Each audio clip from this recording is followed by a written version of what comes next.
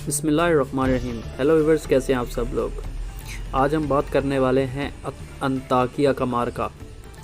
اور video start کرنے سے پہلے اگر آپ لوگوں نے چینل کو سبسکرائب نہیں کیا تو کائنڈلی چینل کو سبسکرائب کر لیں، بیل آئیکن کو پریس کر دیں اور لائک بھی کر دیں۔ چلتے ہیں آج کی ویڈیو کی طرف۔ سن 16 رجب 29 جون کو صلیبی لشکر شام کی سرحد پر آ کر انطاکیہ کی سمت روانہ ہو گیا۔ راستے میں سلجوقی ترکوں نے انہیں گھیر لیا۔ عیسائی بڑی مشکل سے ان کے نرغے سے نکل سکے۔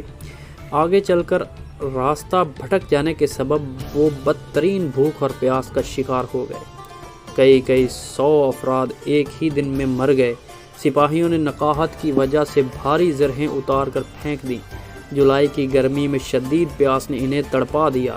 فوج مختلف راستوں میں بکھر گئی اور آخرکار 12 ذوالحج 490 ہجری کو انطاکیہ کے سامنے جمع ہو گئی۔ اس وقت شام میں سیاسی انتشار کی وجہ سے ملک شاہ کا پوتا باقستان یہاں کا خود مختار حاکم تھا۔ اس کے پاس 15,000 سپاہی تھے جو 3 لاکھ کے اس لشکر کے سامنے ڈٹ گئے اور 7 ماہ تک شہر کا دفاع کرتے رہے۔ اس مدت میں کئی عیسائی نواب دیگر شہروں پر بھی ہاتھ صاف کرنے نکل کھڑے ہوئے۔ ان میں سے بالڈون سب سے کامیاب رہا، جس نے ساحلی شہر طرطوس پر قبضہ کیا۔ پھر شمال میں اڑیسہ کے شہزادے تھوروس نے، جو شاہ قسطنطنیہ کا باج گزار تھا، اسے سلجوقی ترکوں کے خطرات کی روک تھام کے لیے اپنے ہاں بلا لیا۔ بالڈون اس کی مدد کے عنوان سے وہاں پہنچ گیا۔ کچھ مدت بعد شہزادہ مر گیا اور بالڈون اڑیسہ کا مالک بن گیا۔ اس طرح یورپی امراء میں وہ سب سے پہلے ایک مستقل ریاست حاصل کرنے میں کامیاب ہو گیا۔ اگرچہ اس طرح وہ صلیبی جنگ میں شریک نہ رہ سکا اور لشکر سے الگ ہو گیا، مگر بعد میں وہ صلیبی لشکر کو خوراک رسد پہنچانے میں سب سے زیادہ فعال کردار ادا کرتا رہا۔ اس دوران مصر کے عبیدی حکمران مستطلی نے خود غرضی کی انتہا کر دی۔ وہ شام کی سیاسی افراتفری سے فائدہ اٹھاتے ہوئے اس کے زیادہ سے زیادہ علاقے پر قبضہ کرنے کی مہم شروع کر چکا تھا۔ اس کی فوج نے ربیع الاول 490 ہجری میں شام کے ساحلی شہر سور پر قبضہ جما لیا تھا۔ پھر اس نے بیت المقدس کا محاصرہ کر کے 6 ہفتوں کے بعد شعبان 490 ہجری میں اسے سلجوقیوں سے چھین لیا تھا۔ اب القدس میں عبیدیوں کا نائب افتخار الدولہ حاکم بن گیا۔ عبیدی حکمران کو اس ناپاک حرکت کے بعد خود ہی یہ خطرہ لاحق ہو گیا تھا کہ عیسائی کہیں اس سے اپنی دوستی فراموش کر کے اسی کے مقبوضات پر ہاتھ صاف نہ کرنا شروع کر دیں۔ چنانچہ اس نے انطاکیہ کا محاصرہ کرنے والے صلیبی قائدین کے پاس اپنے سفیر بھیج کر بزدلانہ چاپلوسی پر مبنی یہ پیغام دیا: صلیبیوں نے جو فتوحات آل علی کے دشمن سنی ترکوں کے خلاف حاصل کی ہیں، ان کو دیکھتے ہوئے ہمیں یقین ہو گیا ہے کہ آپ کو خدا ہی نے ایشیا میں بھیجا ہے تاکہ آپ انصاف کا وسیلہ بنیں۔ ہم جانتے ہیں کہ صلیبیوں کی سب سے بڑی خواہش القدس کی زیارت ہے، پس ہم آپ کو 1 ماہ کا وقت دیتے ہیں کہ آپ بغیر ہتھیاروں کے القدس میں جائیں اور پوری آزادی سے زیارت اور عبادت کی رسوم بجا لائیں۔ اس صورت میں آپ کو خلیفہ کا پورا تعاون میسر رہے گا۔ عبیدی حکمران نے اس پیشکش کو نامنظور کرنے کی صورت میں صلیبیوں کو خطرناک انجام کی کھوکھلی دھمکی بھی دی تھی۔ صلیبی سورما جو یروشلم پر بزور شمشیر قبضہ کرنے کی ٹھان کر آئے تھے، بھلا مصر کے کمزور حکمران کی بات پر کیوں کان دھرتے؟ انہوں نے سفیر کو سخت الفاظ میں جواب دیتے ہوئے کہا: ہم قسم کھا چکے ہیں کہ ہم یروشلم کو مسیح کے منکروں سے آزاد کرائیں گے۔ اپنے آقا کو بتا دو کہ جو صلیبی انطاکیہ کے پاس خیمہ زن ہیں وہ مصر کی حکومت سے ڈرتے ہیں، نہ بغداد کے خلیفہ سے۔ انطاکیہ کا محاصرہ پورے جوش و خروش سے جاری رہا۔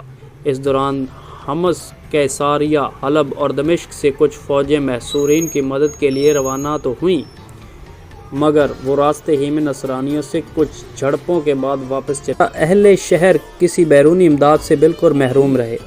شام کے دیگر شہروں کے حکام انطاکیہ والوں کی کوئی مدد نہ کر سکے، کیونکہ ایک تو وہ خود منتشر تھے، دوسرے اس وقت وہ عبیدیوں کے حملے سے خود کو بچانے کی فکر میں مبتلا تھے۔ شاید انطاکیہ اب بھی بچ جاتا، کیونکہ سلجوقی سلطان اور دوسرے شہروں کے حکام نے آخر میں اہل انطاکیہ کی مدد کے لیے ایک بڑی فوج روانہ کر دی تھی۔ جو حاکم موصل کربوکا کی قیادت میں عنقریب پہنچنے والی تھی، مگر فیروز نامی ایک غدار امیر نے نصرانیوں کی فتح کی راہ ہموار کر دی۔ یہ امیر در حقیقت عیسائی تھا، مگر بظاہر مشرف با اسلام ہو کر مسلمانوں کو دھوکہ دے رہا تھا۔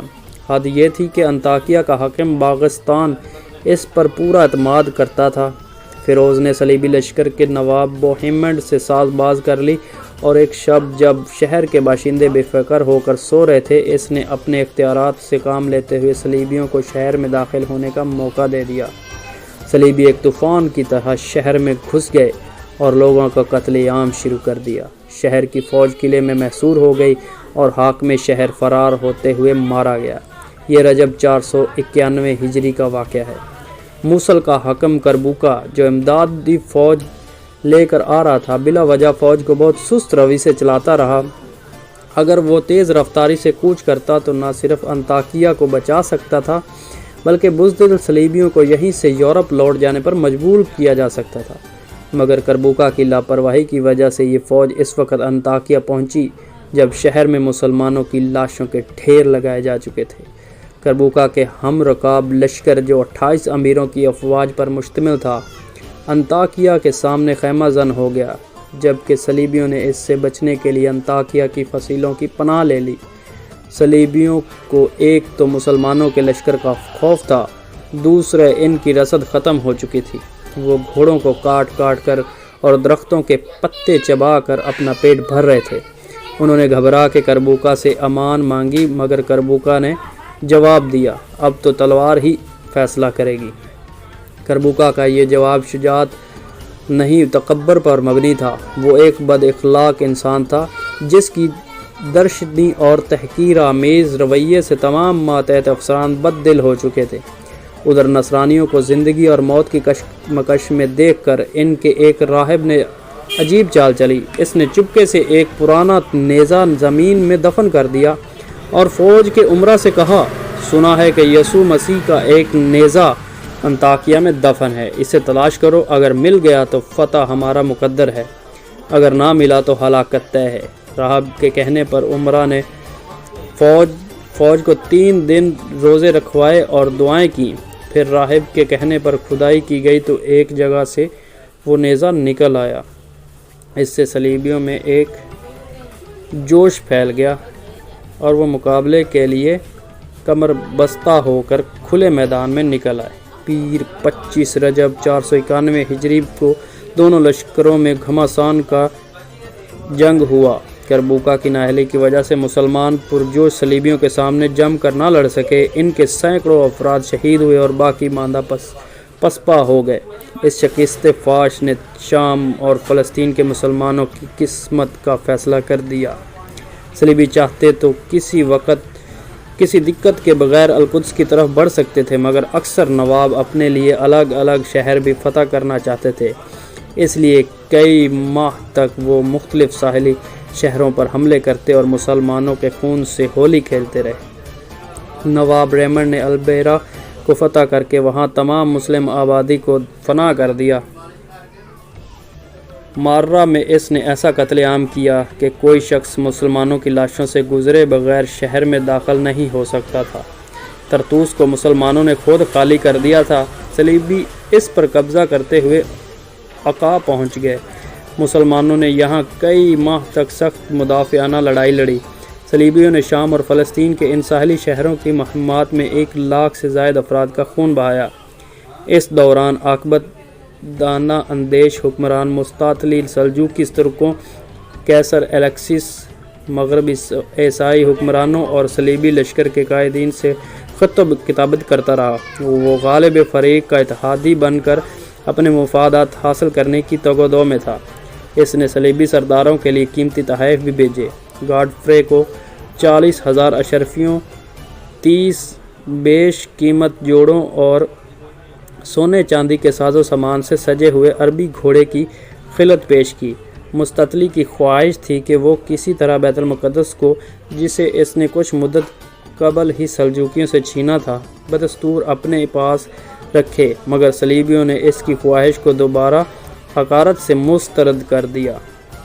تو ویورز یہ تھی ہماری آج کی ویڈیو اچھی لگی ہو تو کائنڈلی چینل کو سبسکرائب کر دیں، بیل آئیکن کو پریس کر دیں اور ویڈیو کو لائک کر دیں۔ تو انشاءاللہ ہماری اگلی ویڈیو میں ہم آپ کو بیت المقدس پر کس طرح سے صلیبیوں نے قبضہ کیا اور غداروں کے بارے میں بتائیں گے جن کی وجہ سے بیت المقدس پر قبضہ کر سکے وہ لوگ، اور ان کے مظالم کے بارے میں آپ کو تفصیلاً بیان کریں گے۔